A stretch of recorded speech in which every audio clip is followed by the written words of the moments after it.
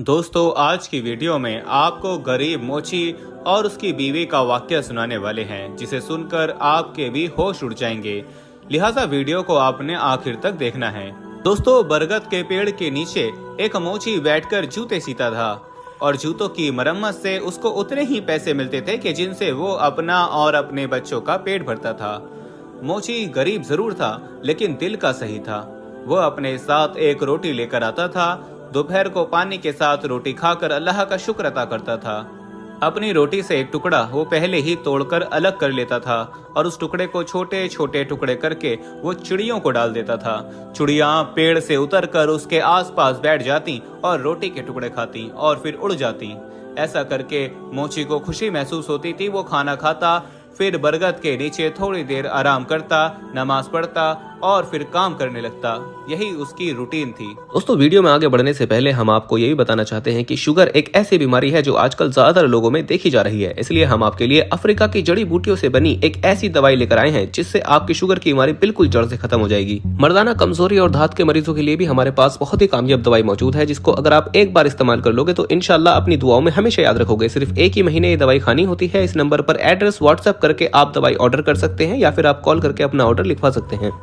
एक दिन एक मुसाफिर उसके पास आया। उसने मोची का ये अमल देखा तो वो कहने लगा, वाह भाई, आप तो सूखी रोटी खाकर भी अल्लाह का शुक्र अदा करते हो। हालांकि बहुत से लोग ऐसे हैं जिनको हजारों नेमतें मैसर हैं, लेकिन अल्लाह का शुक्र अदा नहीं करते। मोची बोला, साहब, मेरे पास अल्लाह की सबसे बड़ी नेमत है जो सेहत है। इंसान अगर सेहतमंद है तो वो सब कुछ कर सकता है, अगर सेहत ही ना हो तो क्या करेगा। और ये चिड़िया तो मेरी पड़ोसी हैं, इसलिए मैं इनका भी हक अदा करता हूँ। ये मुसाफिर सफेद कपड़ों में मलबूस टोपी पहने हुए एक नेक शख्स मालूम होता था। इसने मोची की बातें सुनी तो कुरान पाक की आयत तिलावत की। मोची ने अदब से आयत सुनी और फिर कहने लगा, इन आयत का मतलब मुझे बताओ। इस मुसाफिर ने बताया कि इस आयत का मतलब यह है कि ए अल्लाह, बादशाही का मालिक तू ही है। जिसको चाहे बादशाही दे, जिसको चाहे इज्जत दे, जिसको चाहे जिल्लत दे। तेरे ही हाथ में भलाई है, बेशक तू हर चीज पर कादिर है। मोची ने इस मुसाफिर का जूता मरम्मत करते हुए कहा, मैं आपसे मरम्मत के पैसे नहीं लूंगा, आप बस मुझे ये आयत ही सिखा दें, मैं इस आयत को पढ़ा करूंगा। मुसाफिर ने मोची को ये आयत सिखा दी और सलाम करके चला गया। मोची बहुत खुश था। उसने बड़ा नफे का सौदा किया था। वो हर वक्त इस आयत को पढ़ता रहता और चिड़ियों को भी आयत सुनाता था। फिर ऐसा हुआ कि कई दिन गुजर गए, लेकिन मोची के पास कोई काम कराने न आया और मोची के पास जो थोड़े बहुत पैसे थे वो भी खत्म हो चुके थे।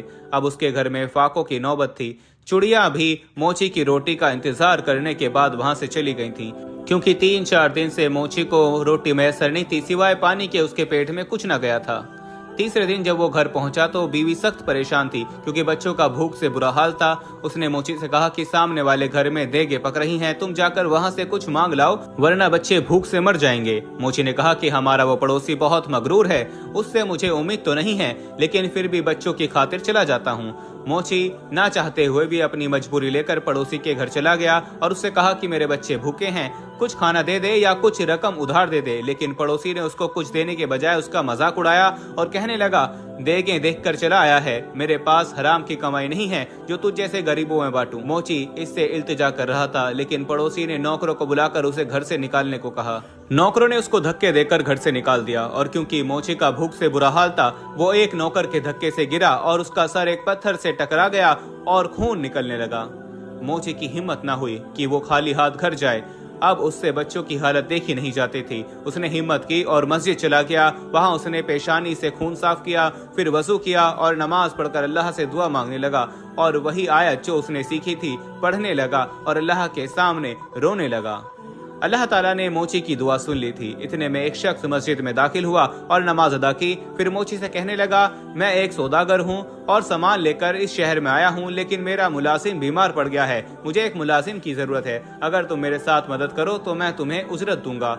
मोची ने हामी भर ली। सौदागर ने उसे कुछ रकम दी और जगह बता दी। मोची ने उस रकम से खाने की कुछ अशियां ली और घर ले जाकर बीवी बच्चों को दे दी और खुद भी खाना खाकर सौदागर के पास पहुंच गया।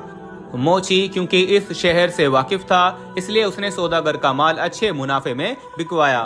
सौदागर मोची की ईमानदारी से खुश हुआ और उसने उसको बहुत सारे पैसे दिए और आखिर में कुछ माल भी मोची को देकर वहां से रुखसत हो गया।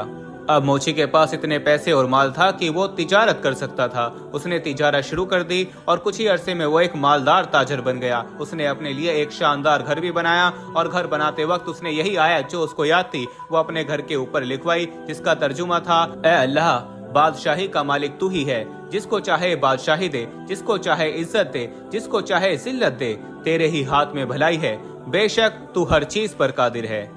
मोची अब इस शहर का अमीर तरीन शख्स था और इसके आगे पीछे नौकर चाकर थे, लेकिन मोची की आज भी ये खूबी थी कि वो गरीबों और फकीरों से मोहब्बत करता था और उनकी इज्जत करता था, उनको खाना खिलाता था और उनकी खिदमत करता था। और उसके अलावा वह इन चिड़ियों को भी नहीं भूला था जो इस बरगद के पेड़ पर उसके साथ खाना खाती थी, वो अब भी उनको दाना डालता था। एक बार सर्दी का मौसम था और बारिश हो रही थी कि मोची के घर का किसी ने दरवाजा खटखटाया। उसके नौकर ने दरवाजा खोला और दरवाजे पर एक शख्स था, फटे पुराने कपड़े थे और वो सर्दी की वजह से कांप रहा था। नौकर ने उसको कपड़े लाकर दिए और फिर बावर्ची खाने में गया और गरम गरम खाना लाकर उसके सामने रखा। नौकर को उस शख्स पर तरस आ रहा था और उसकी हालत देखकर नौकर रो रहा था। मोची इत्तेफाक से जाग रहा था, वो भी इस तरफ आया ताकि देख सके कि दरवाजे पर कौन था। उसने नौकर को रोता देखा तो पूछने लगा, क्या बात है, तुम रो क्यों रहे हो? तो नौकर ने रोते हुए मोची को बताया कि जो आयत आपने अपने घर के ऊपर लिखवाई है उसका मतलब आज मुझे समझ आया है।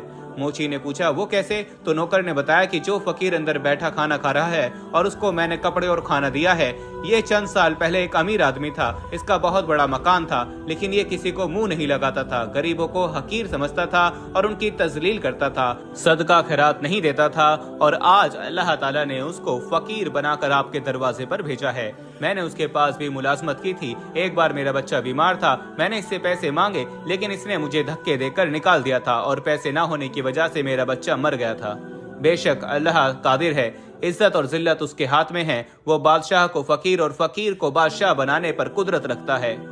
मोची जब कमरे में दाखिल हुआ तो देखा कि उसका वही पड़ोसी बैठा खाना खा रहा है। मोची ने उसको बताया कि मैं वही मोची हूँ जो तुम्हारे पास खाना मांगने आया था और तुमने मुझे जलील करके धक्के मार कर निकाला था। उसके पड़ोसी ने भी उसे पहचान लिया और रोने लगा। उसने मोची को बताया कि अल्लाह ने उसको इसी बात की सजा दी है। कहने लगा, मेरा कारोबार तबाह हो गया, बीवी मर गई और बच्चे आवारा हो गए, मकान भी बिक गया और अब मेरे पास सर छुपाने का ठिकाना भी नहीं है। बेशक दौलत पर गरूर करने वालों का अंजाम बुरा होता है। अल्लाह ताला जिसे चाहे इज्जत और जिसे चाहे जिल्लत दे। अल्लाह ताला हर चीज पर कादिर है। मोची ने उसको तसल्ली दी और कहा कि तुम सच्चे दिल से तौबा करो और अल्लाह से माफी मांगो। अल्लाह की जात मेहरबान है, मैं तुम्हें कुछ रकम देता हूँ, उससे तिजारत करो, अल्लाह तुम्हारी मदद करेगा। दोस्तों, ये कहानी आपको कैसी लगी कमेंट सेक्शन में जरूर बताइएगा और वीडियो को शेयर करना हरगिज ना भूलिएगा। प्यारे दोस्तों, हम ये उम्मीद करते हैं कि आपको हमारी आज की ये वीडियो जरूर पसंद आई होगी। अगर आपको हमारी आज की ये वीडियो पसंद आई है तो सबसे पहले तो इस वीडियो को लाइक करें और अपनी राय का इजहार कमेंट सेक्शन में करें। और आपसे एक बार फिर दरखास्त है कि आप हमारे चैनल इस्लामी अखलाक को जरूर सब्सक्राइब कर लें और साथ ही लगे घंटी के बटन को भी क्लिक करें ताकि आपको हमारी आने वाली मजीद वीडियोस का नोटिफिकेशन मिलता रहे। अल्लाह ताला आपका और हमारा हामी और नासिर हो। आमीन।